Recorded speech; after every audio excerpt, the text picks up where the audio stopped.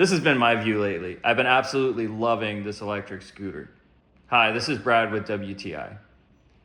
This is the DXH electric scooter for adults. It's 500 watts, and man, I'm telling you, this thing is a lot of fun.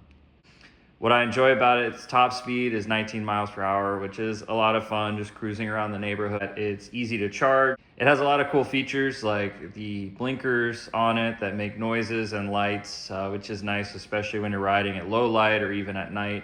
It's got a nice bright LED out in the front, headlight, and it also has a little light in the back as a brake light. So when you hit the brakes, it lights up. Another thing that I like about it is the different modes. So if you're feeling like you want to save battery and you kind of want to just go slow and relax, you got the eco mode. Somewhere in between is the drive mode, or like a touring mode. And then you got your sports mode, which is a lot of fun.